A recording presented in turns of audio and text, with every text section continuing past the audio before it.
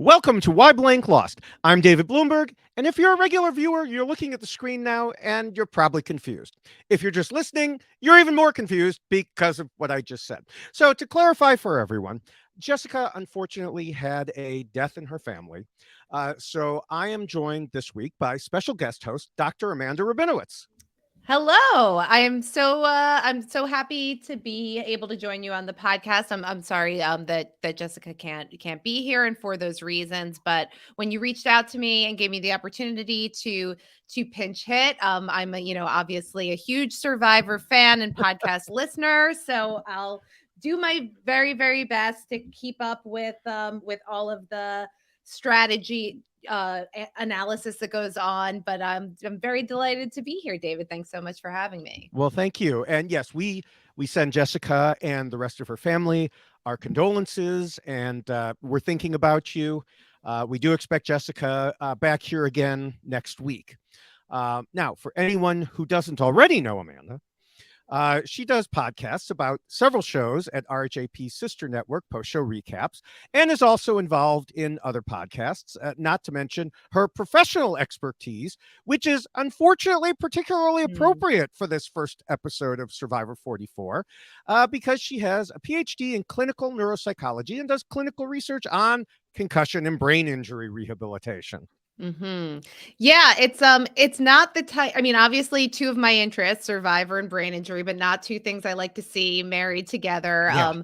So that was not a pleasant surprise to see this come up in the premiere episode. But I know that this is not the type of thing that is usually discussed in depth on this particular podcast. But unfortunately, the reason that Bruce lost was because he got a head injury. Yeah. No spoilers. No spoilers. Okay, I'm sorry. Yeah. So for anyone who might be new to the podcast, we are, of course, here to discuss why Bruce and Maddy lost. Under normal circumstances, we compare and as we'll do for Maddy, we compare the game of the person or people voted out to the rules for winning that I originally wrote way back after season 1 and have been updating ever since. We'll look at all the non-spoiler information available from what we saw on TV, interviews, social media, secret scenes.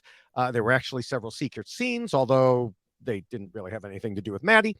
The newest version of the rules are up on the website. You can find them by going to our dedicated page at robhasawebsite.com/yxlostfeed, clicking on the link bubble for Survivor 44 rules. In case anyone missed it, we did discuss the changes I made for this season in part 2 of our preseason podcast. And those are also labeled on the document.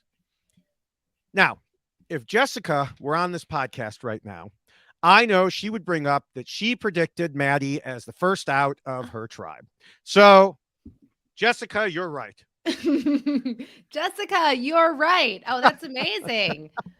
Now, I don't think anyone could have foreseen the circumstances that led to it, but we'll get into that.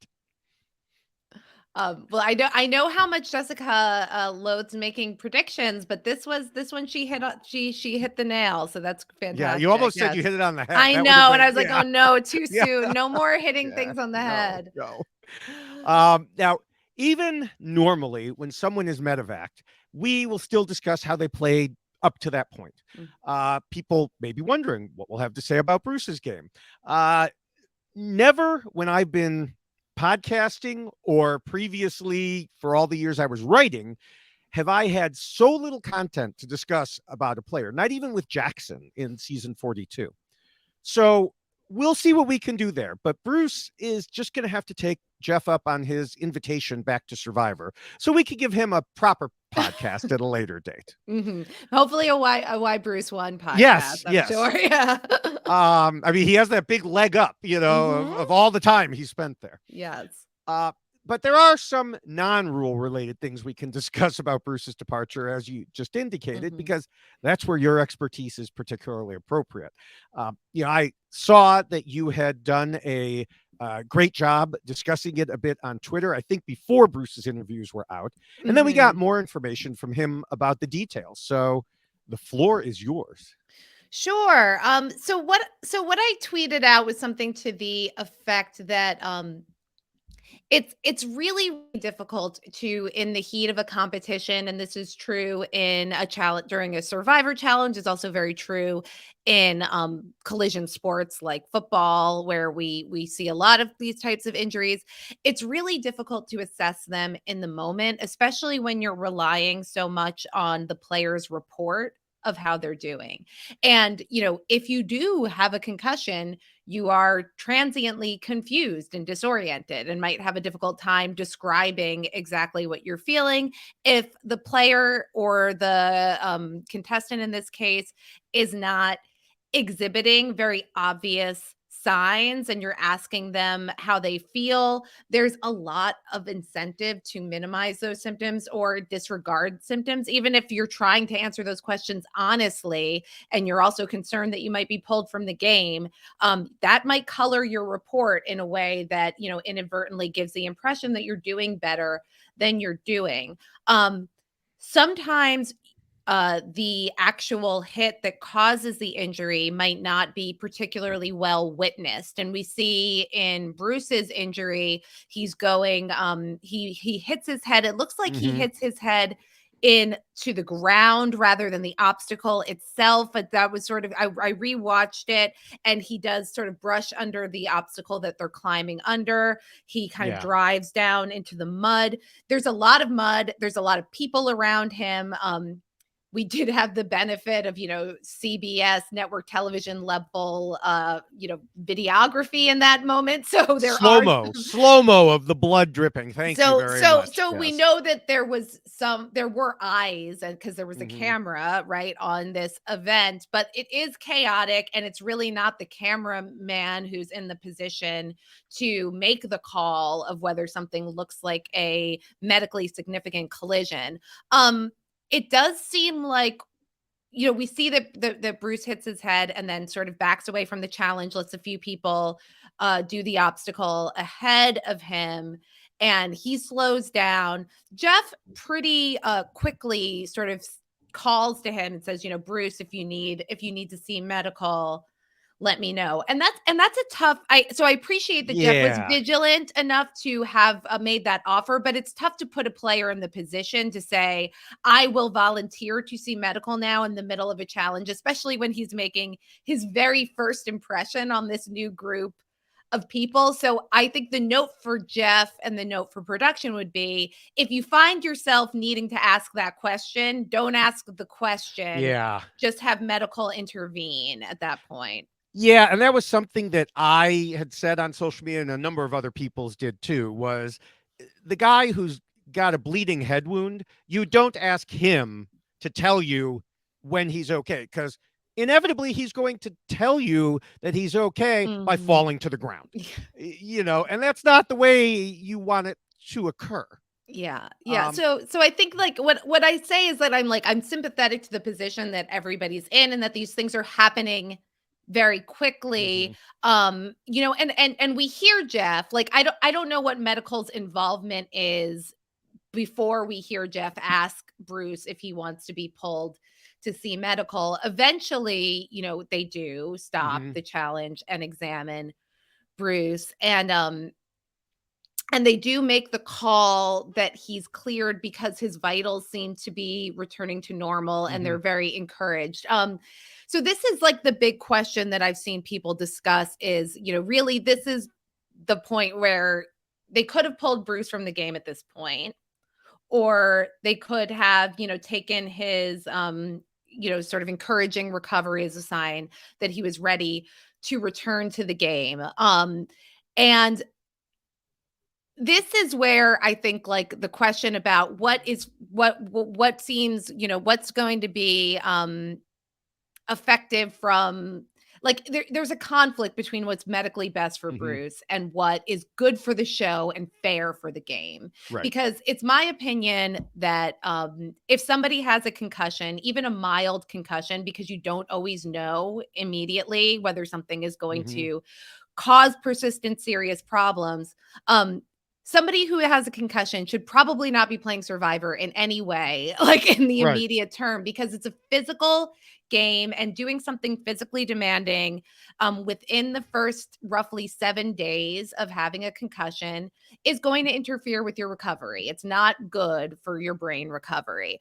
And I don't think you can play Survivor without physically exerting yourself in Yeah. some way. I mean, all we have to do is look at the immunity challenge after that, Mhm. which went on for way longer, according to Maddie in her interviews, went on for over 3 hours, pushing heavy blocks and, Right. stuff. What would he have done during that? I mean, And even just going back to camp and mhm, participating in camp life in any way when you're not well hydrated, when they're right. going, so and it's a tribe of 6, so everybody's sort of involved in doing something Hmm. physical. It's really ill advised. It's not medically indicate, like it's counter indicated from the point of view of his recovery. But what happens if you take a very conservative approach and somebody who gets hit in the head and you evaluate and determine that they have a concussion, there are some people who are concussed and who will get pulled. If you pull them from the game at that point, they're going to feel better in a couple of days, and they're going to feel slighted that they didn't get to Right. play the game. And that's great news, because that means that they've had full Right. recovery and they don't have any serious problems. So that's wonderful. But I can see how there's a conflict there between what would be satisfying for viewers and feel fair to a player and what you should do. But it's clear that in Bruce's case, he did have a concussion. He had a concussion that he said, in his subsequent interviews, he's said, he was in no position for 3 days. He didn't feel Hmm. up for doing anything like playing Survivor. And that's, and I'll say concussion symptoms include, fatigue, headache, physical symptoms like, double vision, hyperacusis, sensitivity to light. So lots of things that can make you very, very miserable, and also cognitive and emotional symptoms. So you're going to be more emotional after you've Hmm. had a brain injury. You're going to have trouble thinking. You're going to be mentally foggy. You're not going to be good at playing Survivor. Yeah. um so if he was in he said that he was sort of feeling really out of sorts for 3 days. He didn't feel fully like himself for 7 days. That's a very, very common concussion recovery Hmm. timeline. 7 to 10 days is what I typically say most people can expect. It's good for him. It's very good news for him that he started to feel like himself after that. That's an excellent sign of good recovery. But playing Survivor would have been miserable for him, and it probably would have also interfered with his recovery, because the more you're exerting yourself during that sort of sensitive period when your brain is kind of in this energy crisis, needing lots of blood Hmm. and glucose and all of this stuff to recover, it could have potentially interfered with his recovery. So they made the right choice in pulling him, and it would have been good if they could have done that sooner. But I also think that that's the kind of outcome. If somebody gets pulled during the first challenge, people are disappointed. So Right. I've seen a lot of people talking about, is this something that if US Survivor had something like the Australian Survivor rules, where somebody can be removed from the game for up to 24 hours and get medical treatment. They Hmm. can return to the game after that. And I actually don't know what I know that we have had players in medical situations, David, you probably know this better, who have been removed from the game for some period of time and come back. Yeah, but not like literally removed to a hospital type of Okay. situation. Like, just removed from the rest of their tribe. Uh-huh. But I don't think anyone's ever been literally, Yeah. taken off site. Whereas in Australian Survivor, yeah, they could go to the hospital and get Yeah. like MRIs and X-rays and stuff, Yeah. and determine if they can come back. And I just and I know where you're going, so go ahead and finish that, and then Yeah. I'll. Yeah. I But mean, so what happened in this season of Australian Survivor is very early on, one of the players got a head injury. It seems like maybe not a concussion, but needed stitches, mhm, and got received treatment and was able to return to the game within 24 hours. And it's great news for everybody because this is probably the most entertaining dynamic player in the whole franchise history. And I think that that's something that the fans are really wanting. Like, oh, could there be a really satisfying solution where what's best for the health of the player is also what's best for the game and feels fair for everybody? It's clear that Bruce could not have been removed from the game and come back within 24 hours. It wouldn't have applied in this case. And I think that in any case of concussion, like I said, some people will get concussions and feel better within 48 hours. That happens. But you just don't know that until it happens. And I think that what best protects the players medically is to treat all brain injuries as serious and make sure that people can get the amount of rest and recovery that they need, and in particular take them out of any possibility of being re-injured, because getting re-injured within the first couple of weeks of having had a concussion can be really serious. Yeah. Um, it's interesting that some people are saying, well, we should have this 24-hour rule, because even on Australian Survivor, I see people complaining because sometimes you get injured and that 24 hours encompasses like a tribal council where you can't be voted off because you're not even there. And also, obviously, you can't vote even if you weren't a target. And so there are complaints about that. And so I could just imagine if US Survivor did that, what the complaints would be like, oh, you're protecting this player by pulling him for so-called medical reasons. And I mean, it doesn't pertain to Bruce's case, obviously. It's just, I don't think I appreciate it in Australian Survivor. I do think maybe they should make certain things a little less dangerous. Like anyone who took one look at that challenge where 2 people were injured, one was out of the game entirely because she broke her collarbone at the same time he injured his head. Maybe make them a little less dangerous so you don't have to send people to the hospital. It's just a thought. But I mean, Bruce's was just, I thought it was funny. He blamed his shirt, it was which, it may sound odd, but remember, a lot of these people have to go out and buy new clothes for Survivor because they have to dress in a certain color. Yeah. No, and I've seen on Twitter some of the players from the last season revealing their sort of dressing room photos of trying to find things that were not well represented in their wardrobe. I mean, I think that to speak to whether the challenge itself was inherently too dangerous, it didn't seem. There are some challenges that I've watched in the past. I'm thinking of, I think when players are blindfolded and there's things that are, up like above their heads. Probably the last time someone got a concussion but wasn't removed from the game when a giant crate fell on her head. Yeah. So there are some challenges that I've looked at and thought, okay, this is a disaster waiting to happen. This seemed like a pretty standard obstacle course. Nothing nothing. You can never eliminate risk, especially, when you're trying to make a physical game, and everybody understands that. So I think that it's more like the question of how it's handled. And, we talked about the Kelly Remington incident from Worlds Apart. And I mean, that really seems like a situation where she should have been pulled from the game. I mean, nobody likes medical evacuations. It's a really unsatisfying. It doesn't feel fair to the players. It's not the kind of thing that we typically like to talk about on podcasts, like why X lost. Nobody likes those. But I think that the truth is that, I think the fans, we want to see this happy medium where what's best for protecting the player's health is also going to be good for the game. And at least, this one time in Australian Survivor, it seemed to work out that way. But I think that what I would say is that I don't think that this is a situation where we could have had that kind of satisfying conclusion. So, I mean, I'm glad that Bruce got the care and the help he needed. One of the most important things when somebody has a brain injury is to rule out the possibility that there's a brain bleed, because those can become fatal. So, Bruce did get to have a CT scan and that was clear, and thankfully that was okay. But it's serious. You only get one brain. And when it's injured, I think it's something that you don't want to mess around with. Yeah, absolutely.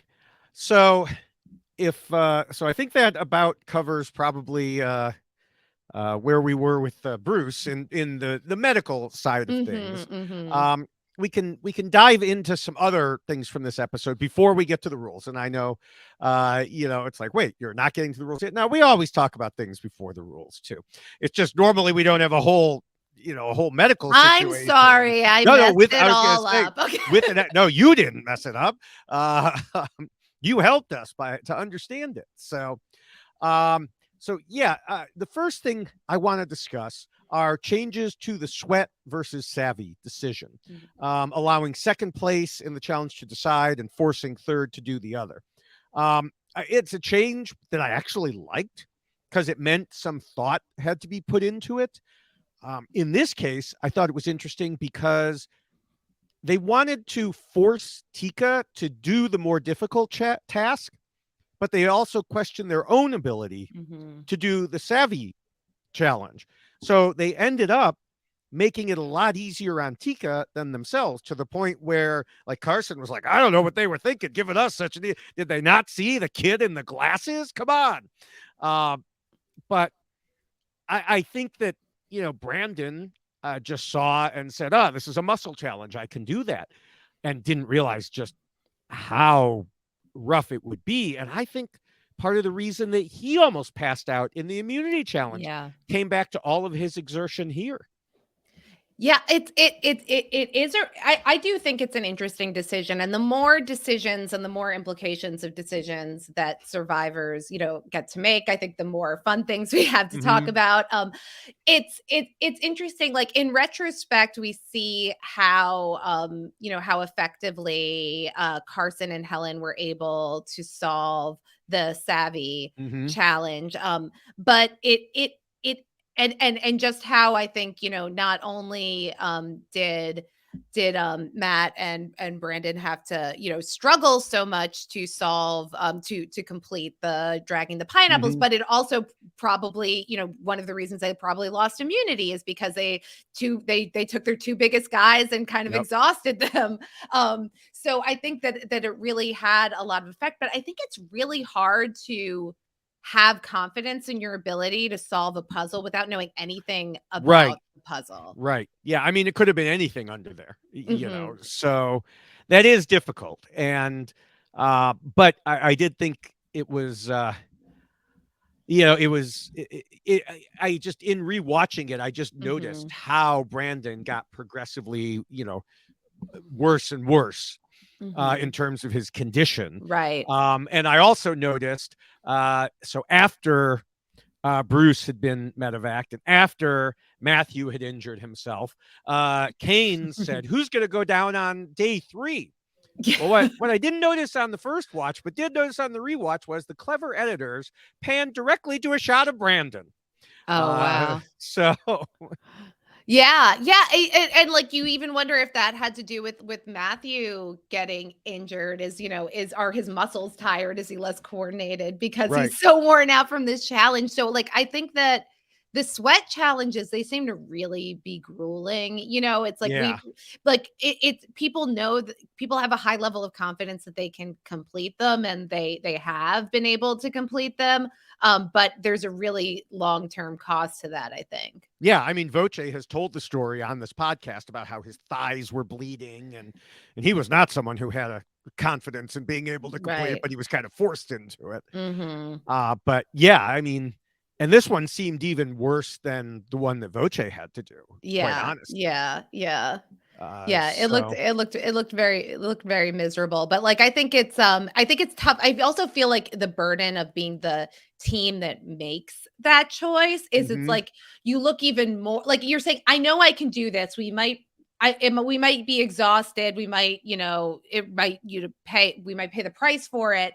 But if we choose to do this brain puzzle and then we fail the brain puzzle and the other, like, it's like the burden of that choice makes it even more of it puts even more pressure on them to actually deliver. So I do think it gets in your head when you don't know anything about the puzzle and you know that the pressure is really on because you got to make that decision. Yeah. I mean, so far, I don't think anybody has failed a sweat or savvy yet. Yeah. So, I still think that the main reason they made the tribe, they made it so the tribe has to decide is that way they don't waste time. They know both of them Yeah. are going to get done. Yeah. So they haven't wasted their time creating something that's not going to happen.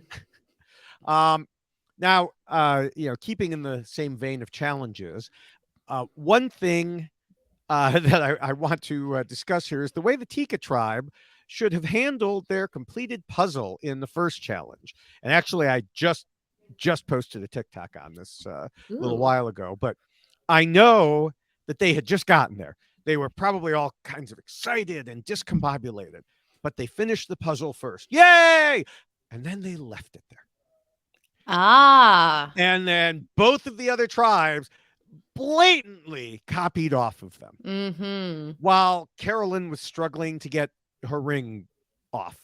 Uh, Although she did manage to get her pants off. But Maybe she misunderstood the challenge. You know, there you go. you have to, oh no, it was the ring, not my It's not pants. strip Yeah. ring. Yeah. It's just, Mhm. um, but I mean, there was probably a rule that once they all left the puzzle, only the one person doing the ring could leave. But then have Carolyn go over and wreck the puzzle, or they should have thought of it when they finished it. I mean, Right.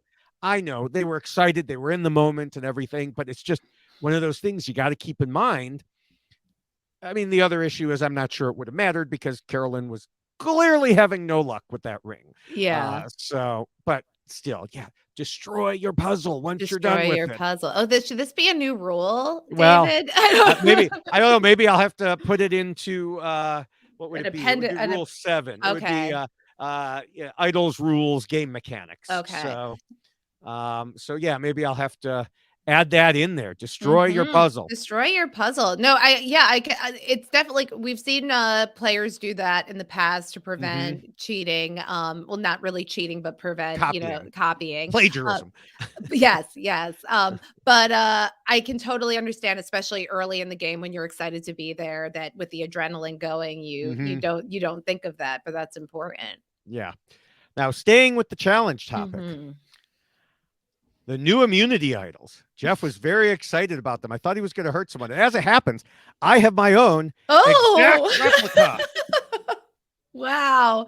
Wow, for podcast listeners, David really is brandishing right now a sword and a shield. That's amazing. I'll do like Jeff. Is that No, these are foam or no, of plastic course or they're real. they're real? I would never.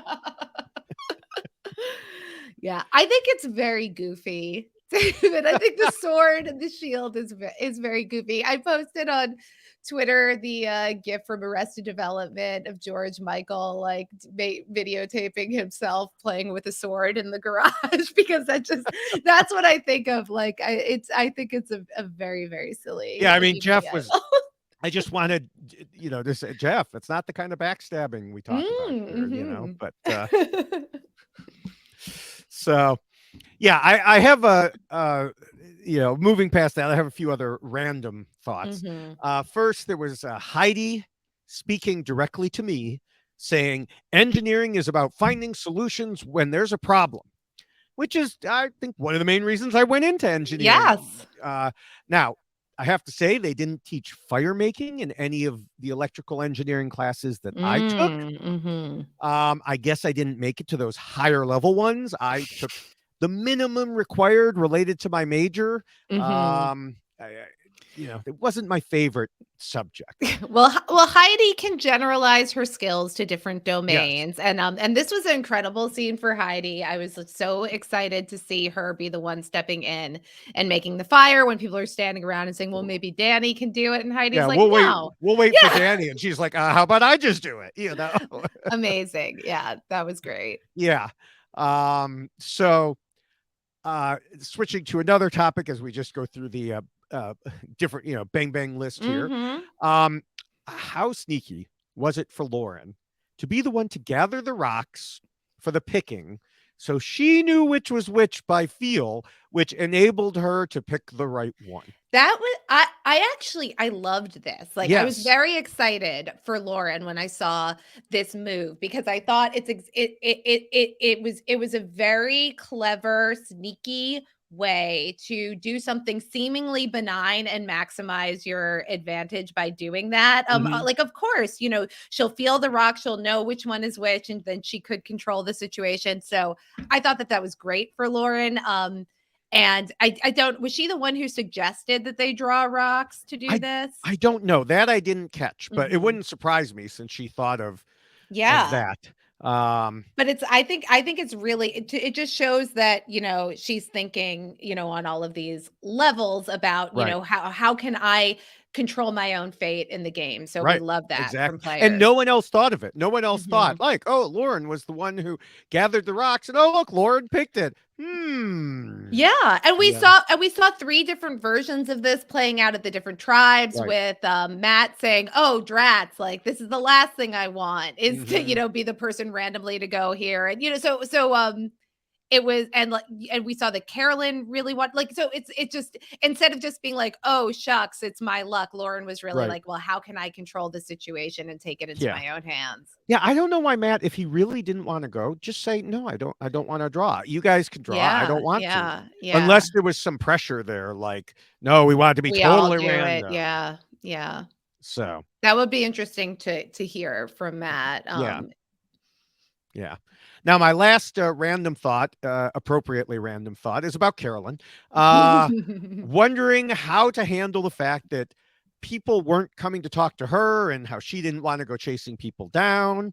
And yeah, I know it's a tightrope, but yes, she's right. You need to make sure people are talking to you. You can't just sit there and wait.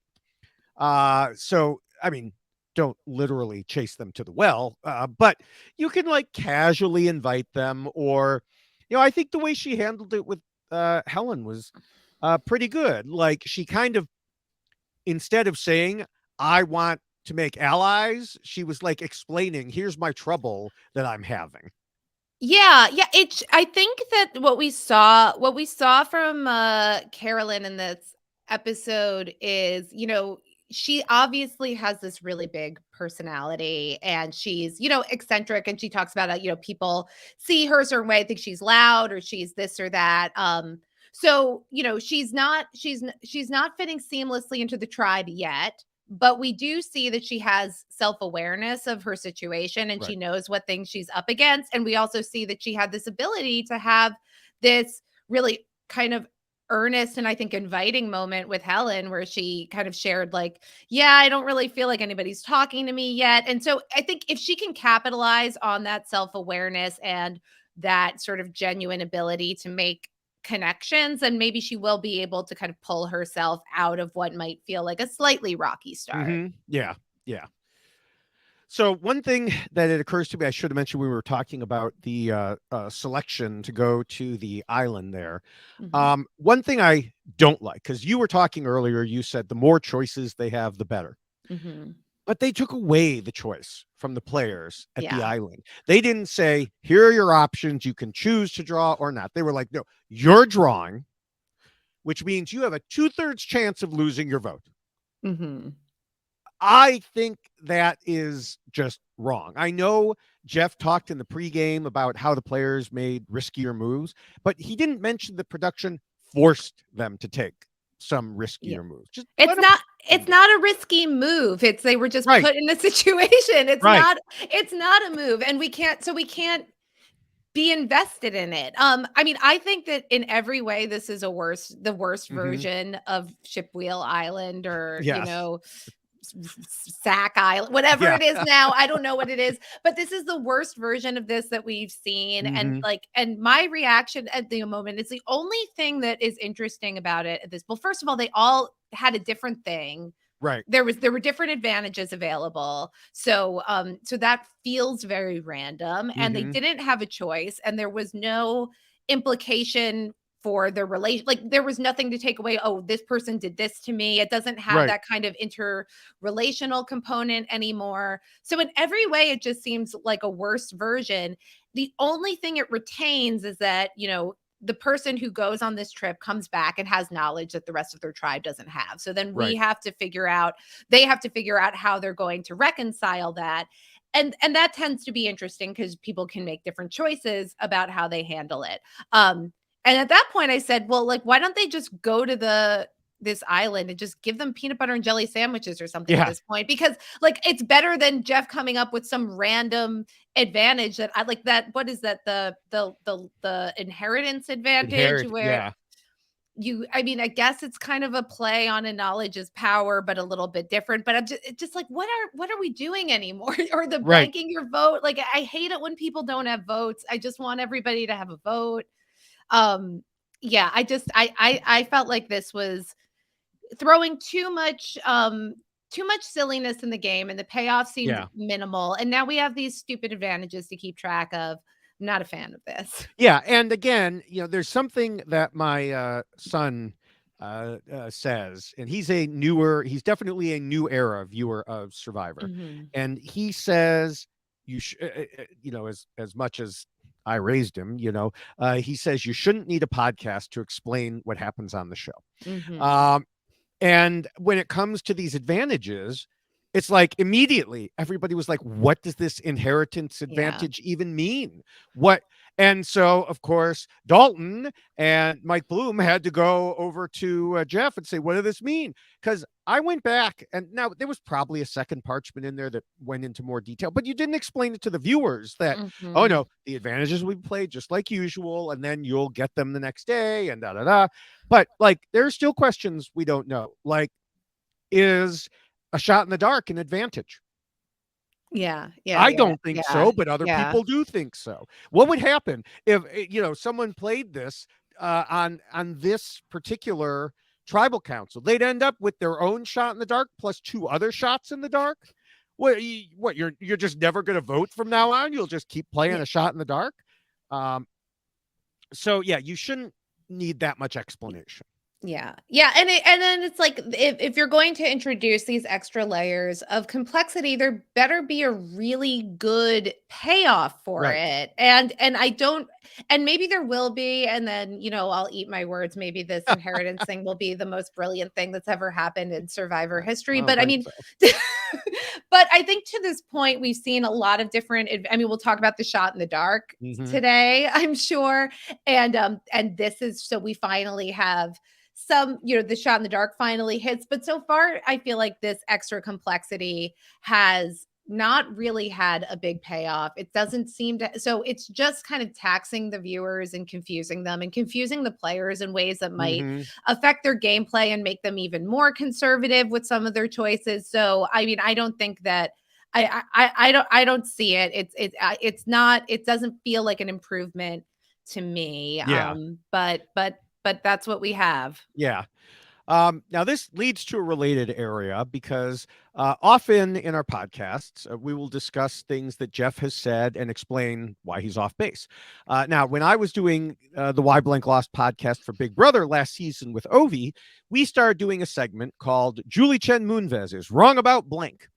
And I think it may be time to move that into Survivor for Jeff now.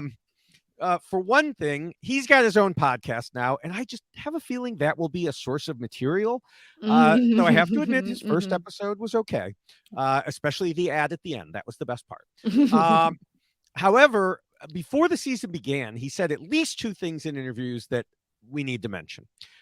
First, he was talking about the season and comparing it to 43, which, by the way, he was clearly dissing 43. Mhm. And he said, Survivor 44 is going to be a fun season with a group of players who understand you cannot play to not lose. You have to play to win. If that means using an idol or a shot in the dark earlier than you thought, then that is what you must do. The key to the game is you have to survive the vote. If you can do that, then anything can happen when you return to camp. Now, here's the thing. He just contradicted himself within that Mhm. one statement. Playing an idol or a shot in the dark early, which obviously he was talking about this episode when he Yeah. said it, is a move to ensure you stick around because, as he said, anything can happen if you're still in the game. That is playing not to lose. Mhm. That's Mhm. not playing to win. Playing to win would be like, I'm going to hold on to this idol and use it later because I'm risking it all. And the other thing is, playing not to lose enables you to win, because you can't, I mean, if you lose early, obviously you can't win. Yeah. We often talk about that. You have to get to the final three before you even have a chance to win. I mean, if we try to interpret this as a reaction to 43 in some way, it's, I mean, I think that the front runners coming into the finale, like people were rooting for Jesse or Carla, and they weren't able to finish. Like they weren't able to Right. do that because they didn't make it to the final three. And I mean, I think that they were both playing to win. I mean, I don't, Right. I think that there's like this, results based thinking where Yes. it's like, oh, okay, if we didn't get the winner that felt the most satisfying, then it must have been a flaw in the game, or there wasn't this one opportunity. It's like looking at a very specific thing. Like if this person made past this one vote and with this one thing, then they would have been able to get to the end and win at the jury. Right. But just making that one adjustment and tweaking and tweaking and tweaking over and over again, as we've seen now, because it feels like Survivor has sort of been driving at this issue of, okay, threats are getting voted out before they get the chance to make their case to the jury. And it turns out that kind of tinkering with all of these little fundamental parts of the game does not solve it. That Just makes issue. it worse. When you go from a final two to a final three, people get voted out at fourth. When you make final four fire making, people get voted out at fifth. He doesn't understand even after all these years. And to me, I coined what I believe is a new term for when he says stuff like this: propaganda. Because he's always out there, play hard, make big moves, don't play to not lose. No, that's propaganda. Yeah. And so we'll see if he continues with that as the season goes on. Now, the other thing Jeff said, and there's no interpretation here, this is just plain wrong. He said everyone was shocked at Gabler's win, and yet it was unanimous. That was wrong. Yeah. Hello? I mean, I understand. Hey, I'm here in Philadelphia. I'm going to go around the block and get my friend James, and I'll tell you something differently. Yeah, I mean, James, Cassidy has an extra $50,000 thanks to James's vote. So she was very happy that it was not unanimous. So it was, I was just like, how can you even say that? And also, he said this in an interview. The interviewer could have put in a little note there. I'm just saying. So, all right. That's why he does not have the chutzpah to come on the Why Blank Lost podcast and defend himself, Jeff. That's right. Yes. And I thought that he was personally attacking me when he said that, he did his promo for his podcast, and he was like, well, I'm going to have a segment on, why Jeff sucks. And like people saying, why are there so many idols? I'm like, hey, don't come after me, Jeff. So, all right. Well, I think that's enough for now of this. Of course, anyone who wants more of my thoughts can check out my TikToks at David Bloomberg TV. Already posted some there. But one more thing, or maybe, before we get to the rules, I know 43 minutes in, people are like, when are you going to get to the rules? I think we need to set up the situation of what happened, because what we saw was complicated and moving quickly. And there was a lot more that we didn't see and didn't know about until we got to Maddy's interviews. Or, as my son said after watching it, WTF was that tribal? Some of it we did see, some we could make an educated guess about at the time, but then Maddy shed some more light. So we won't discuss any of the strategies related to Maddy yet, just laying out the situation, answering some of the questions that presented themselves, so that when we get to the rules, which I promise will happen, we can more easily refer back to the situation. So, first question, why did Jamie use her shot in the dark? This was something that was a lot of discussion. And the answer seems to be because she was the original target. Maddy told Dalton Ross it was supposed to be a clear vote for her, and she doesn't even know why the show made it look like it was Lauren. She also said that she thought Brandon believed it was a full vote against Jamie.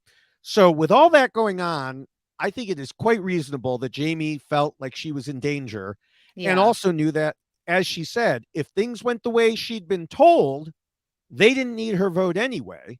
If things didn't go the way she'd been told, then that meant she was the target. Yeah, and given that, I mean, and it's really unfortunate that the episode made it look like Jamie was just paranoid and erratic, Right. and because I think that if knowing that she was the target and knowing that she was told a plan, that if that was the case, her vote wasn't necessary anyway.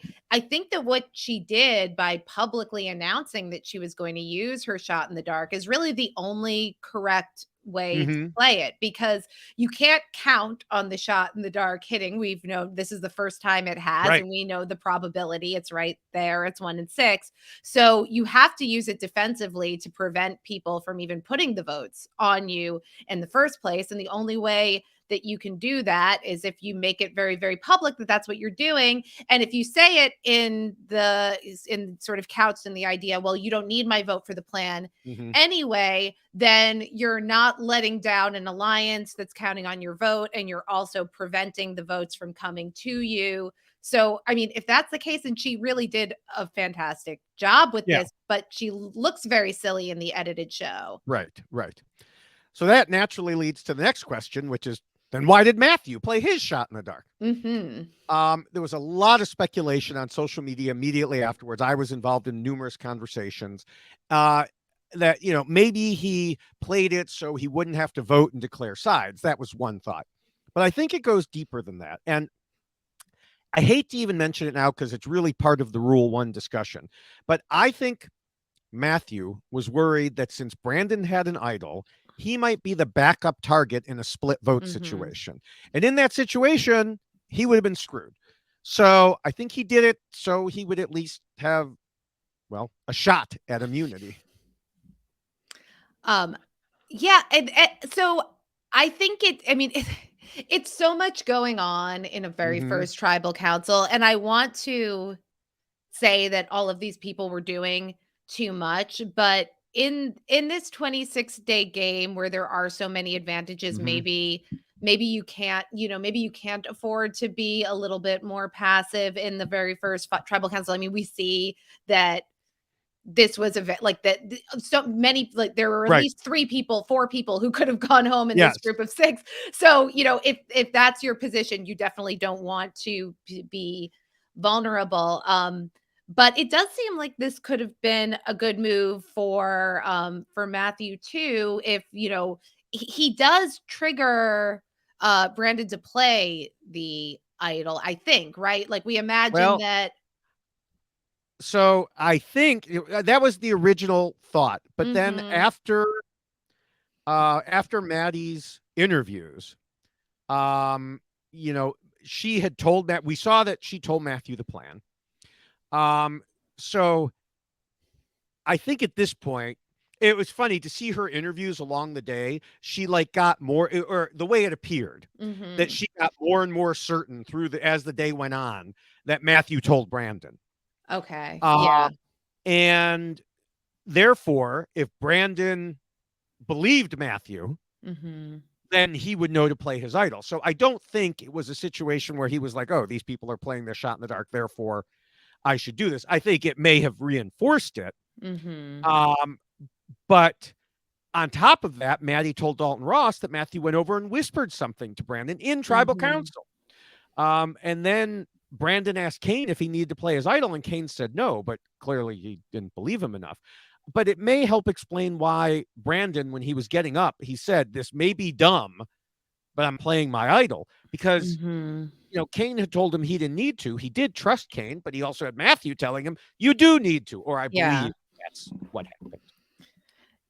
Yeah, so I mean, it's funny. I watched this episode and that tribal council, and I thought, wow, it seems like everybody, it just seemed very messy. I didn't seem like Yes. anybody was playing optimally, but Brandon did need to play his idol. It seemed like Matthew was able to not place a vote for probably his closest ally who Mhm. was a target. He also protected himself in case there was, a stray vote coming his way. We now know that Jamie had a good reason to play her shot in the dark. So maybe this was everybody really playing optimally and it just looked like a big old mess. Yeah.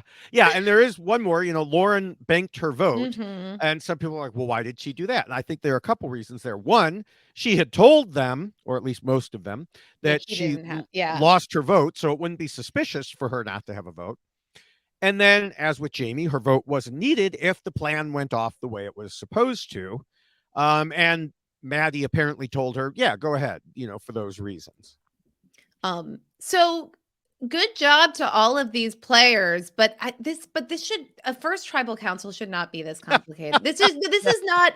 It's like the producers saw the Surrey tribal council from Yeah. Game Changer. They're like, how do we replicate that for every vote? And Yeah. it's Let's get him a chalkboard on the island so he can, explain it there. ay ay Uh, ay. Yeah. yeah. So, all right. So we're 50 minutes in. Is there anything Mhm. else you want to cover No, before the rules? no. Okay. Let's get to the Well, rules. I have one more thing. We do Mhm. need to mention that the rules we're about to discuss are in a shorter and much more colorful version, and that is in poster form. Beautiful. And as you could see on the page, those of you watching the video, if you scroll just up from the poster or down on your way, that's where the rules were that I was talking about. This is, of course, on our robhasawebsite.com/yxlost feed page. And so you can scroll down, click, order the poster. You can keep scrolling where you can get a poster t-shirt. You can get a checklist t-shirt. So go ahead and do that. Carolyn revealed in a tweet responding to our Tika tribe preview that she already has a poster. I guess Jessica needs to keep a better track of who it is that orders these posters so we know if we see their name come up again, because we had no idea until that tweet came out. And correlation is causation. So I think buying this poster is a way to get cast on Survivor, David. Yes, obviously. Mhm. So that is perfect advertising there. Mhm. So yes, so be just like Carolyn, or close. She is pretty one of a kind. But Mhm. and order that poster. All right. Well, we said goodbye to two people in very different ways in the first episode. Bruce was gone far too quickly, and we already said, you mostly said Mhm. a lot about that, Mhm. in the medical discussion, and but we'll see if we could find anything. Maddie may make up for it because it seems like she was doing so much and yet still ended up leaving due to just a single vote. The real question for her is what led up to that vote and if it could have been prevented or dodged. Maddie said in an interview that she believed she sunk her ship when she told Matthew the plan, but she also acknowledged a few other things that maybe she could have done differently. We'll evaluate all of these and perhaps find some more as we figure out why Bruce and Maddie lost. All right, so we begin, of course, with the first and most important rule, which is to scheme and plot. Bruce told Dalton Ross that he had no ability to strategize in the short time he was there. Now, he also told Mike Bloom that he talked a lot with Carolyn when they took a walk, which Carolyn had also Mhm. mentioned on the show. But he told Rob it was just personal, not strategizing. And that unfortunately about wraps it up for him in this rule. Yeah, I mean, I don't think that we can evaluate, No. him at all because it's like even the time that he had in the game after the challenge, we know that he was, suffering and Right. not at his best. So I hope we get a chance to see him and talk more about his Yes. gameplay. Yes. Now, what was going on with Maddie more than Mm. makes up for what didn't happen with Mhm. Bruce. A couple minutes ago, we laid out what happened in the tribal council, and a lot of that was related to work that Maddie did. We saw her pushing for certain votes, and according to her interview, she did even more than that, to the point that she called herself the actual mastermind and godfather of what was going on in the tribe. She knew the alliances started coming together against gender lines. She didn't like Mhm. that, and she certainly didn't want a woman to go. She had a secret alliance with Kane, her tightest ally. She had a secret alliance with Lauren. She had been trying to work with Brandon until he made it clear that he had no interest in that. And that's when she knew she needed him gone. So, as she told Dalton, my name was never brought up. I was working with Kane to deflect my name anytime it did come up. And that certainly does seem to be true, except for one person. But that was the only vote that ended up mattering. Yeah, yeah. I mean, it seemed like in terms of scheming and plotting, it definitely seemed like Maddie was extremely active in the tribe and trying to steer tribe dynamics to the point where you might say, okay, there's another rule about this coming Yeah. up, I think, next. So I think that she definitely was not caught off guard in terms of scheming and plotting. I think she was right in the middle of all the conversation she needed to be in. She knew she knew who she wasn't talking to, and she was considering that in her plans with who she was talking to. So I think that Maddie did a great job with scheming and plotting. Yeah. I will have some nits to pick here. So just to get a few other things out there, she did know also about Lauren's advantage. Lauren had also told Brandon, which was another reason for him to go. But most importantly, I think Maddie thought she had a read on Brandon and how he would play.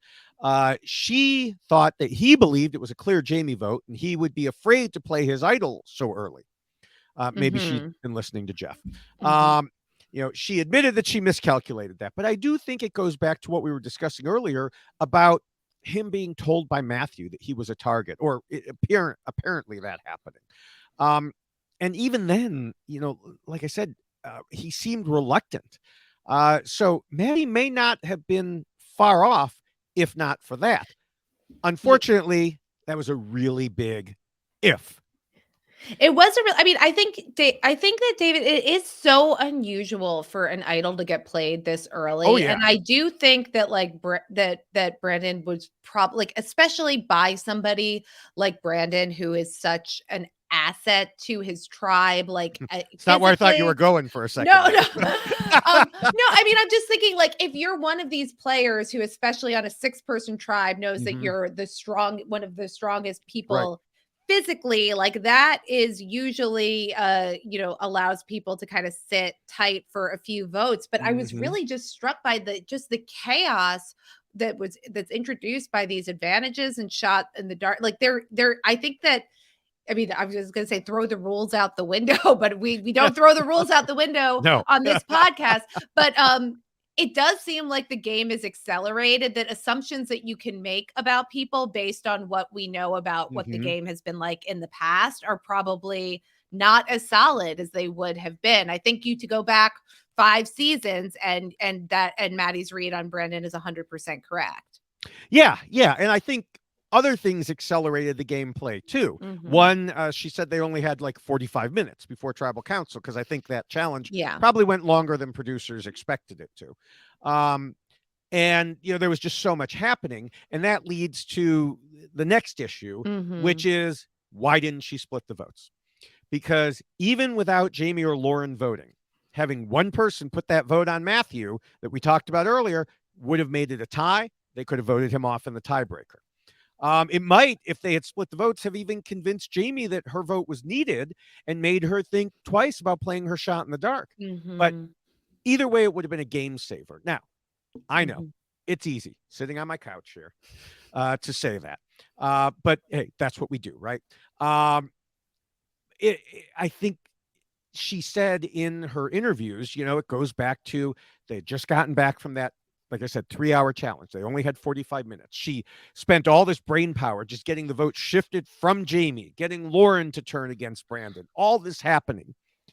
And all of that said, she knew, and she said she went in knowing it was still a coin flip. Maybe, there was a risk that was posed there that either she or Kane or Jamie or Lauren should have realized and planned for a split. And this was especially true when they saw Matthew getting up and whispering to Brandon at Tribal Council. Again, I know it was the first one. I know we hear from players who are overwhelmed.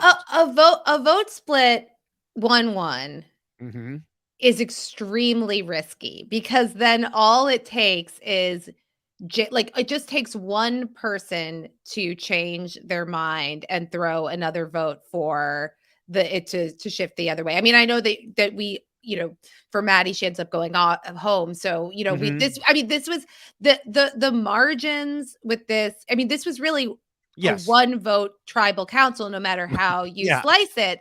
And the margins are so thin that it's like getting your ducks in a row. I can completely empathize with the player who says, with on a 6-person tribe, with an idol, with at least one person who we think doesn't have a vote for Mhm. sure, and somebody else who said that they're going to use their shot in the dark. So we have 4 votes at this tribal council, and idol. It just, the margins are so slim here, that it's really difficult to find out what is the optimal play, unless you know for a fact that you have your other 2 people locked in, right? Right. And, Rob did bring up in his interview with Maddie that if Matthew hadn't played his shot in the dark and had instead stayed as a duo with Brandon, they would have had 2 votes. So Right. splitting Right. wouldn't have been good. But, and this also, I think, somewhat addresses what you're saying.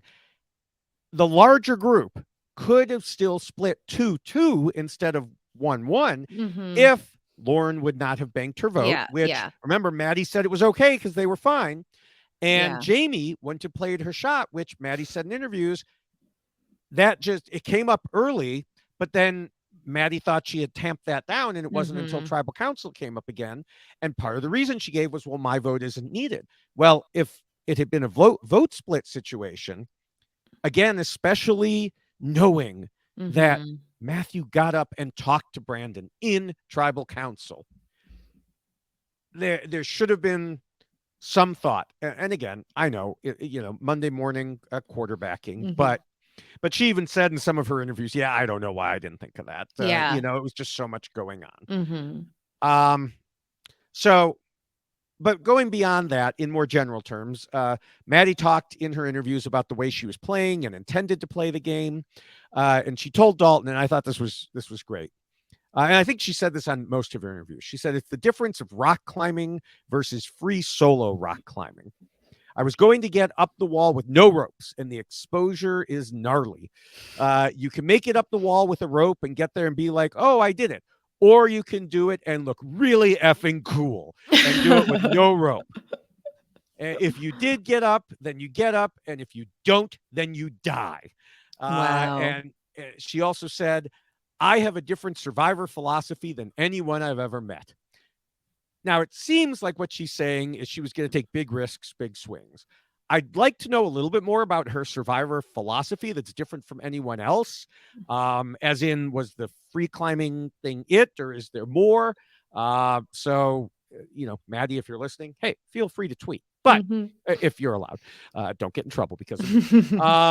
I just don't feel like I got a full sense of what she meant beyond the free climbing and looking Mhm. really effing cool. Well, that's amazing. I mean, it really makes me wish we got to see more of Maddie. Mhm. I think that she would have been really, really fun, to see more of what she could do. We already saw a lot of her just in one episode. Mhm. Ultimately, I think that this was a really bad draw for her to just have this first tribal council without having the opportunity to have really solidified alliances and then have Mhm. all of these advantages in play. It's just a really tough spot to be in. Yeah. All right. Well, the second rule, you had already hinted we Mhm. might be, moving into that part there. It says not to scheme and plot too much and to keep your scheming secret. Now, obviously, we have even less here to discuss for Bruce than we did for Rule 1, so we'll just proceed straight to Mhm. Maddie. Things get kind of tricky in this rule for a few reasons. The first that comes up is the question of why Maddie told Matthew about the plan. It seemed like people knew he was tight with Brandon, so like, why even mention it to him? Unfortunately, it seems it was partially a matter of timing. As she said in interviews, she wanted to talk to Kane, but he was doing Mhm. interviews. She Yeah. needed one more person to make the vote go the right way, so she took the leap with Matthew. As she said in an interview, so I told Matthew, and that's when I sunk my own ship because Matthew then told Brandon. And yeah, I agree. Obviously, that ended up not being a good move. And I also understand somewhat because she was scrambling. She needed one more person. She Mhm. wasn't sure if she'd even see Kane again before tribal Yeah. council. it's a difficult situation. But she said she didn't trust Matthew and he was unpredictable. Yeah. Yeah, I mean, so I mean, what she was, I mean, the problem with, you know, scheming and plotting and trying to be, somebody who's orchestrating something on your Mm-hmm. tribe is it takes a lot of work. There's a lot of conversations you Yeah. have to have. You have to line things up. And Maddie was in the position where she put herself in the position where she was trying to execute a plan instead of go along with somebody else's plan. And that required a lot of work. And I think that I mean, I think this is where we feel the 26 days in Survivor, even if you can't tell in even if we have like footage to fill these Mm-hmm. beautiful 45-minute long episodes. I think that sometimes some of the confusion over how things come together is probably because they have to come together quickly, Right. and players don't have the time to work things out and come and make, and so like this I think is really unfortunate, that had she had the opportunity to secure Kane, which I think she probably could have, right? Yeah. Yeah. That like, that she could, Well, I think she did and eventually. she It's just did. she didn't know. You don't know when you're going to be called, So exactly. So she would have been able to do that and then be able to leave Matt in the dark, which is what she would have optimally have liked Mm-hmm. to do. Then that would, then this might have gone a completely different way. So like Right. I hate that the timing might have influenced that. But I think again, it's like this is maybe the advantage, which I know Jeff doesn't want people to play. He wants people to play to win, like Maddie, who Mm-hmm. got voted out in the first tribal council by one vote. He wants people to play to win, but I think it's tough to put yourself in that position when things are moving so fast and there's so many unknown variables in play Mm-hmm. with these advantages. Yeah, it's interesting. Kind of just occurred to me as you were saying it there. He wants people to play like Maddie, but all of this happening ended up knocking Maddie Yeah. out. She probably exemplified more than anyone the way he wants to see people play. Mhm. Free climbing with no rope. Yes. And she gets knocked out in the first because of the things that he's now saying were good moves for people to Mhm. make. And it's like, Jeff, make up your mind. Um, now, um, I did want to mention, we have seen this time frame, this time crunch before. Back Mhm. on 41, Yeah. that's one thing that happened to Voce Yeah. was Evie got back from their Mhm. journey and they only had like, I don't know, they said it was like 5 minutes, 15 minutes, whatever it was, to try to everybody get together and Yeah. Tiffany tell Evie and Voce tell Evie and Yeah. try and figure everything out. And that was one way that Voce ended up Yeah. being voted out then. And I hate that this is something, that this is a feature of the modern era, because like I know that Pete, that I've heard Fishback say this, and I've heard that Tony was good at this, but like using the time crunch Mm-hmm. in your favor to create a plan at the last minute that other people don't have time to Right. undermine. That's great. I love that. That's very Mm-hmm. smart, and when players can do that effectively, it's exciting to watch. But when the time crunch is a feature of the production schedule and the players don't have any Right. option but to operate in that chaotic window of time, then that's not that's not something that's being driven by savvy players, manipulating the amount of time to serve their purpose. Then it's just like It's a calendar. Yeah. it's A yeah. time So I clock. mean, Yeah. and I think that that's not fun. So like, it would have been nice to see what Maddie could have done if this Mm-hmm. vote had a little bit of time to breathe. Yeah. Now, in both of the cases that we're talking about, Mhm. I think things took longer. Yeah. Like Evie got back much later than was expected. If I'm remembering right, there was an issue with one of the three people's boats, and so all of them had to wait until it was Mhm. fixed. With this, obviously, that challenge went Right. probably longer than expected, in part because of Brandon. So I think that there was less time than was originally scheduled, but then Survivor, give them a little more time. Mhm. I mean, Mhm. um, but getting back to, Maddie Yeah. herself, I think another aspect of potentially over scheming was that she told Dalton Ross the vote was clearly going to Jamie, which we mentioned earlier. And she added, but come hell or high water, I was not going to let a girl go home. I just couldn't do it. And that's part of what caused her to change things up. Now, that's admirable to have those goals, but if she had just looked at the situation and said, okay, it's definitely not me in the first vote. We only have 45 minutes. I need to chill. And she probably would have been okay. Yeah. And I know people want to stand up for what they believe is right. And yes, she didn't want a woman to go because women often go, especially the smaller women. And so that's understandable.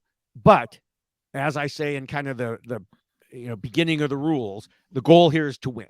Well, I think it's both, David, because I do think that there's part of it that's like, I don't want to be a part of this sort of systematic injustice that we've seen in the game going back for how long. But I also think that there's a self-preservation aspect of it, because especially on these small tribes, once a woman goes and then there's only 2 women on the tribe, it becomes easier for the women to get targeted. And we just saw this last season where we saw a lot of women go one after another early in the game. And then, what happens is either you become, you fall prey to being an early woman eliminated because you lost control of the numbers, or you end up getting to the end, like Cassidy did, with a very male-dominated jury that has some trouble seeing the merits of your game. So I do think that from a purely game standpoint, it does make sense, especially early on, for women to try to protect the other female players, because I think that there's a sense of momentum that once it gets moving,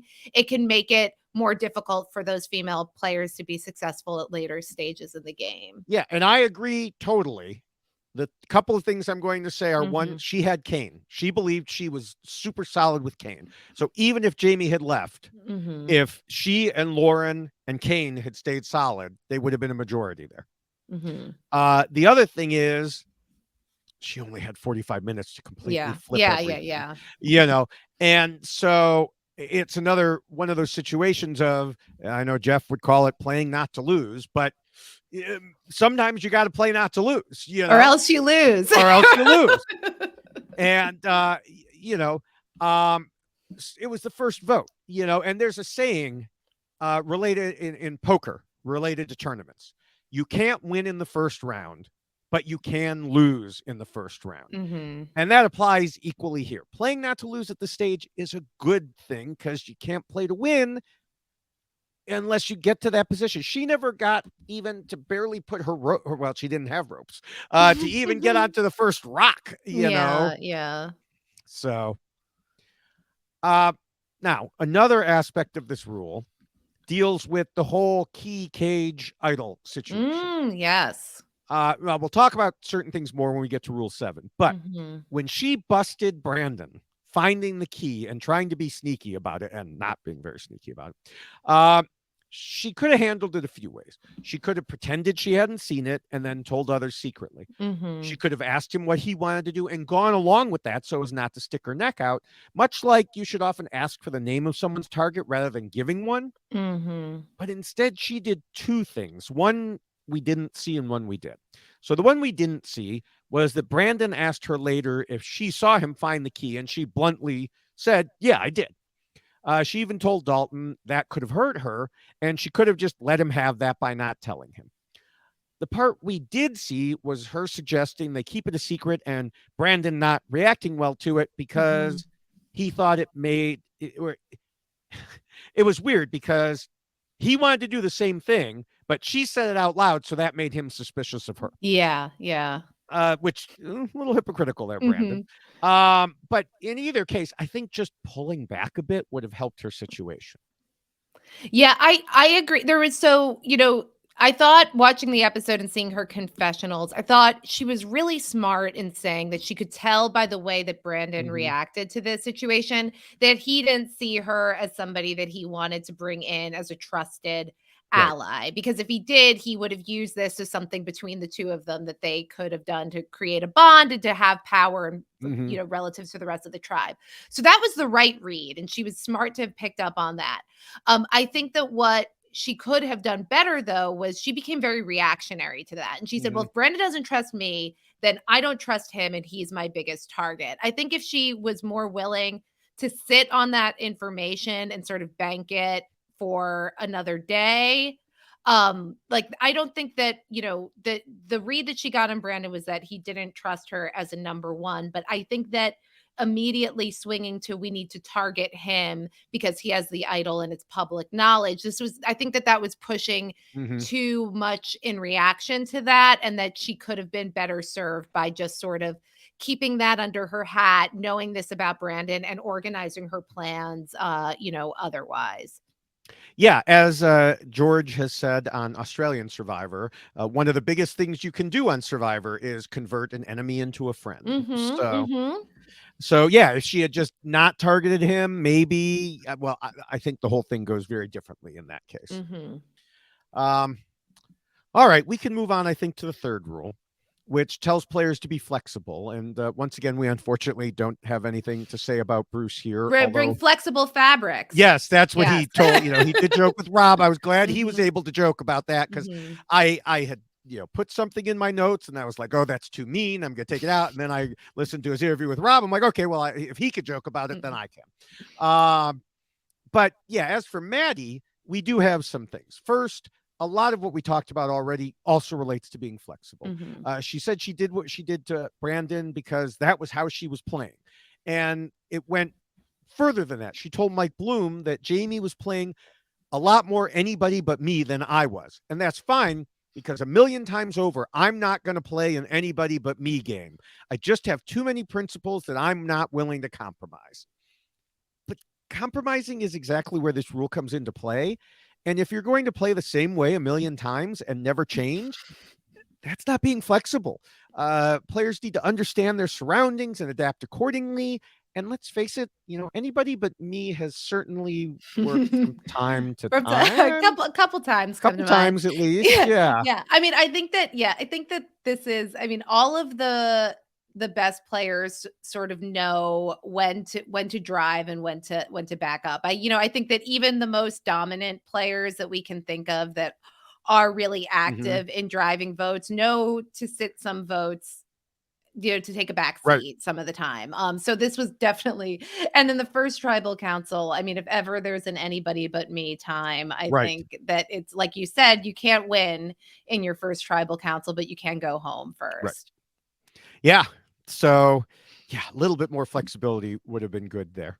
For the fourth rule, it tells players not to let their emotions control them. And once again, we'll go straight to Maddy. What did you think about her in terms of this rule? So, I do think that there was a little bit of, like I said, in terms of her reaction to Brandon immediately sort of targeting him as he needed to be eliminated because he didn't, she didn't get the sense that he wanted to work with her. I think that was reactive in a way that might have suggested that it was an emotional reaction more than, thinking sort of rationally. I do think she had a smart read, and that was something that it was important to note. But to target him first, I think, was maybe more of an emotional decision than a strictly rational one. Okay. Yeah. I mean, we've already discussed several things that Maddy could have done differently. She doesn't seem like a very emotional player. I think so I don't think that this is something where, like, if she was going back on the island, this wouldn't be something that I think she would have to do a lot of work on. But yeah, that's just to say, like, along the lines of the other things that we've discussed, I think it probably her moves probably fall more into those categories. Yeah, I agree. So the fifth rule reminds players they need to pretend to be nice and play the social game. And there are times when we get to this rule and say someone didn't need to pretend to be nice because they just aren't nice. And that, in the short time we saw him, seemed to be the case with Bruce. Of course, he wasn't around long enough to find out if he could keep that up. But considering the fun tribe he was on, I think he would have. Indeed, And we and Jeff clearly loves him. I think yes, he made a great impression on people, and he seems like, people were excited about him in the preseason. I think he seems like a really lovely guy who would do very well in the social yeah, game. yeah, and we talked briefly about in the first rule about his walk with Carolyn and them bonding, Mhm. talking about their lives. So he was already on his way to a good social game in that respect. It would have just been a question of how that would have come into play if he gotten deeper into the game, and Mhm. hopefully we'll find that out. In the meantime, we have Maddy, and strangely, I feel like we know less about her social game than we do for Bruce, because so much of what we saw and heard from her was focused on the strategy of her situation. She did seem to have befriended Kane and Lauren and Jamie at the very least. I think she was fine in this regard. I don't think any of Yeah. the vote was against her because she Yeah. pissed anybody off. They, just Brandon found her suspicious. I agree. I agree. I mean, we didn't see a lot of the social dynamics here aside from, like, it looked like she had a bond with Kane. So I think, yeah, again, like, this wasn't what ultimately did her in. Right, right. This isn't what's to blame for the one vote that Yeah, sent yeah. her home. All right. Well, the sixth rule warns against being too much of a threat, which, of course, doesn't apply to Bruce. For Mhm. Maddy, we know that, as you just said, there was one vote, and it came from Brandon. We further know that Maddy was the one who rallied the troops to target him. And based on what we figure probably happened and what Maddy has said, we could surmise that Matthew told Brandon who it was that was marshaling those forces.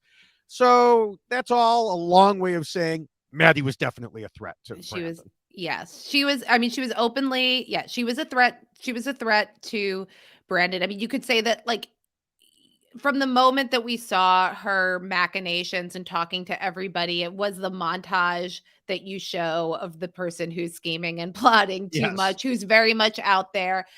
That's it's bit it to put your neck out and control a vote so early is going to put a target on your back. Like I said, it was one vote that sent her Hmm. home, so it's hard to say that, she she was rubbing a lot of people this way, but the vote was coming from the person that she was targeting. Right. And if she wasn't targeting anybody, if she was going along with the plan, then she wouldn't have been in that position. Yeah, or any of the things we talked about before: split the vote, Mhm. don't tell Matthew, etc. Mhm. But other than that, yeah, if she was going to lead the charge, she was going to be found out. So we can move to the seventh rule, which covers idols, advantages, game mechanics, and again, sorry, Bruce, nothing for you other than the new rule of be careful at be Yeah. careful at challenges. Protect your Um, head. yeah. In the second rule, we covered how maybe Maddie should have handled her dealings with Brandon differently when it came to him finding the key. I'll actually ease back on that a little bit here because she told Mike Bloom that she thinks Brandon genuinely didn't think the cage held an idol, but rather Mm. something for the tribe, which we also saw some indication on the Mhm. show. So that was one reason he didn't want to keep it secret. Now, should he have known better? Yes. But, you know, that was his thinking. Yeah. Yeah, I mean, so the and you'll have to remind me exactly how this conversation went, because they, Brandon finds it. He eventually reveals it to Maddie that he has the key. He asks if they should, she says that maybe they shouldn't tell everybody, and then he just sort of goes and does it, like, At least without. that's what we saw. Yeah. Yeah, yeah. I mean, so it seemed like, she had, like, it's not clear if they had the opportunity to have a conversation and if there was a better way that she could have persuaded him in a Hmm. way that didn't sound, too schemy, Right. that they could at least look first and then tell the tribe. Like, it's possible that there was a perfect way to navigate that situation, but ultimately it wasn't her call. Like, we know Right. if she found it, she wouldn't have like, she might have shared it with Brandon, given what we, like, Hmm. maybe she would have in that situation. But I think if she was the one physically holding the key with the decision to make, she probably wouldn't have called the whole tribe over to make a big show Right. about it. So I think that this was unfortunately, like, where she was at the mercy of Yeah. Brandon. And I think that he was going to do this. There might have been a perfect way that she could have stopped him, but it's hard to fault her for that. so I think she had the right idea, as long as we're talking about the birdcage idol. Right. Yeah, exactly. All right, so we can move to Appendix A, which is about the tribe keeping their end goals in mind, and we talk about voting out the weak, then the strong, then the weak, then the strong. It's interesting because Maddy talked about the vote in tribal council causing the tribe to be stronger after it was done, and of course, we know that she was targeting Brandon, probably the physically strongest person on the tribe. But as I say in the rule, there are different ways to be strong. And I think she believed that removing him would make them more unified. She even told Gordon Holmes that we need to redefine tribe strength. Maddy, I already did redefine it. It's right there. It's in the it's in the appendix. But sometimes people don't read the appendices, David. They just like they need to. They just read the rules. They're like, I don't need to deal with that. Yeah. Read the appendices. Yeah. It, obviously voting out Brandon would have put her in a stronger position overall. But again, the point of this rule is to keep your end goals in mind. And that gets back to don't take big swings every time because your end goal is to win. Yeah, I do think that for keeping the end goal in mind, I do want to kind of just bring back this notion that I think that there is something savvy about female players trying to prevent the momentum on a small tribe to just targeting the smaller female players. And I think that this is like I mentioned before, it's not only important to keep yourself from getting voted out early. I think it's also important for having a jury composition that's going to be favorable to hearing your case if you're lucky enough to get to the end. So, this idea of tribe strength, we know that strength can mean different things, but one of the consequences of keeping the kind of stronger men around is we have more of them in the end. We have more of them on the jury, and I think that makes it difficult for certain types of players to win jury votes at the end. So I think that we can argue, I think, with that point from Maddy, that she was keeping her end goal in mind. Maybe her end goal, in spite of what her current goal should have been, which is just surviving the first tribal council. That's a good point. Actually, it's about time to wrap things up. So you might as well continue with that and go ahead with your final thoughts. My final thoughts. Yeah. So, I mean, I think that, I spoke extensively about Bruce, and I'm really glad that we'll get the chance to see him again. And I hope that we also see that there's a little bit more caution about handling head injuries in future seasons of Survivor, and really not putting players in a position where they're making calls about what's best for their medical and physical health. So in terms of Maddy, again, it's like, this has been a really great tribal council to talk about, in terms of there being lots of layers of complexity, probably too many layers of complexity for my liking, and certainly for Maddy's liking. It's really sad to see a player who was as enthusiastic and dynamic as Maddy end up going out on one vote. There's definitely things that she could have done differently, as she has, herself acknowledged in her exit press, and as we've talked about today. But ultimately, I think that she was a smart player. She had a lot of game sense, and she was really, really daring, I think, and could have done a lot of great stuff in subsequent rounds of the game. So, there's reasons that she went home, but it's unfortunate that she had to go home like this. And, and ultimately, I think that even though she has there's things that we can point to that Maddy could have done differently, I think that this was just too many twists in a first tribal council. And she ended up being the one who somebody was going to catch a stray bullet here. And unfortunately, it was Maddy.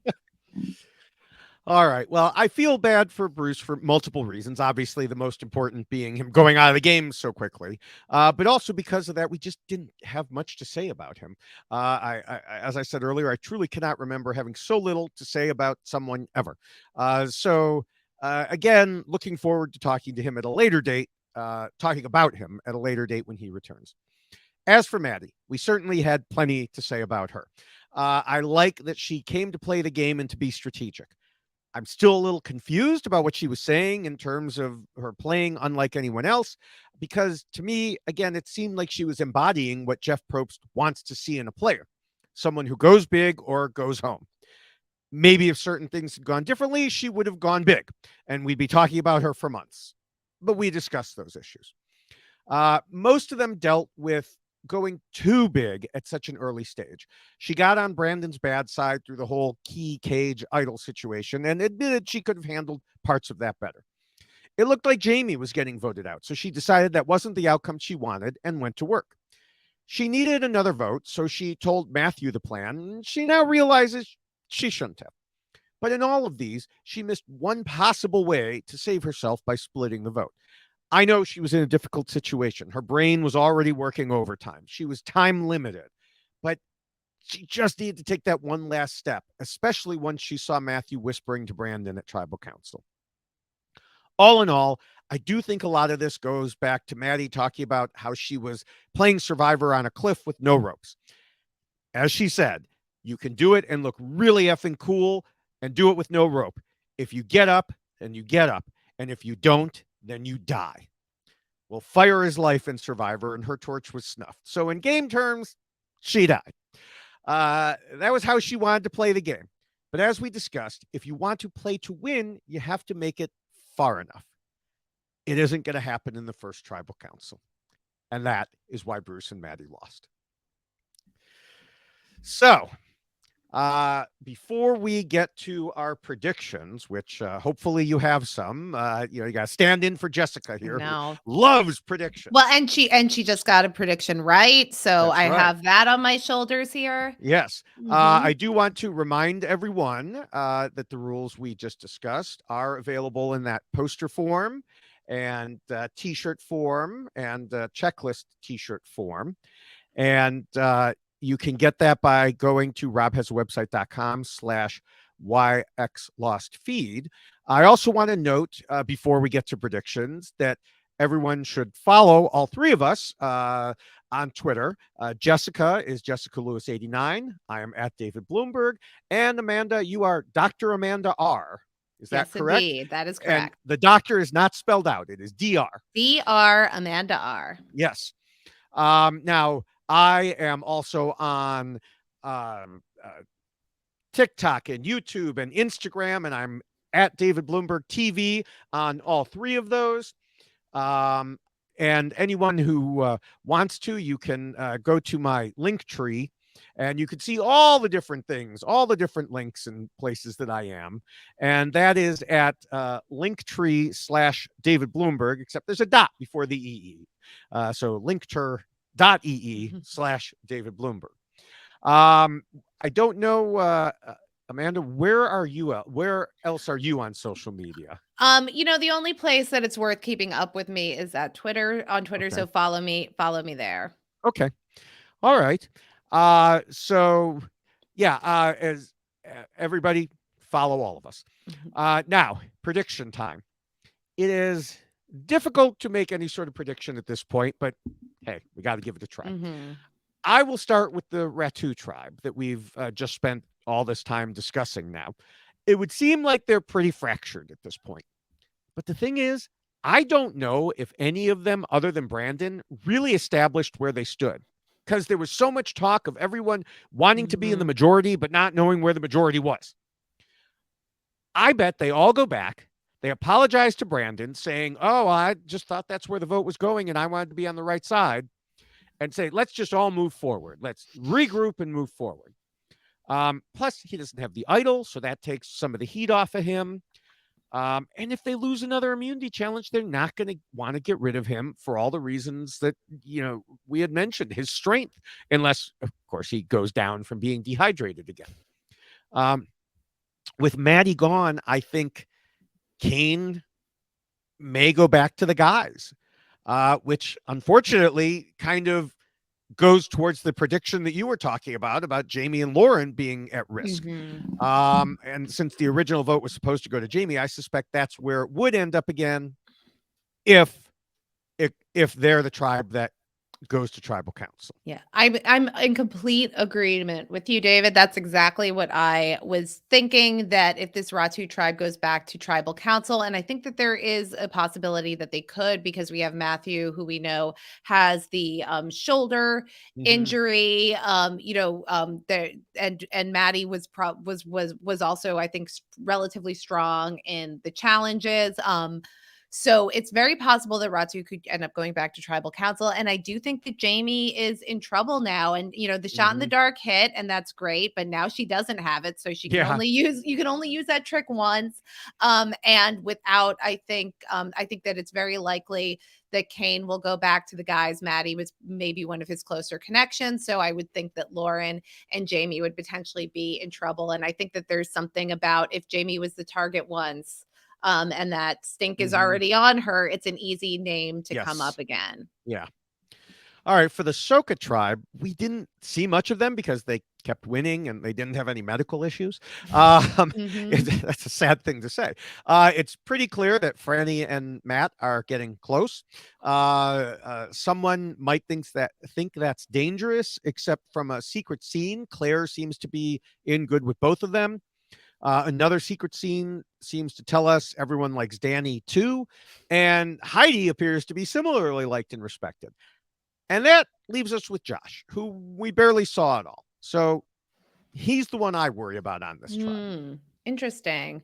Yeah, I didn't watch the secret scenes. I mean, I think that this tribe seems strong. They still have all six of their Hmm. members, so that's a good thing in terms of their flexibility in the challenges to sit somebody out. I think that this tribe is probably the one, if I had to say, is the least likely to go to tribal council in Mm. the next episode. But I would just worry about Heidi. I'm glad to hear that in the secret scene she seems well liked, because I loved her premiere episode, and she's one Hmm. of the people at the top of the list of who I'm rooting for. But I think it's just, I worry about women, and I will not say later days or older women, because Heidi and I are contemporaries here. Um Everyone on this season is young to me. So, yeah. But I do worry that, like, traditionally the oldest woman on a tribe would hmm. be an early target. So for those reasons, I would worry about Heidi. Okay.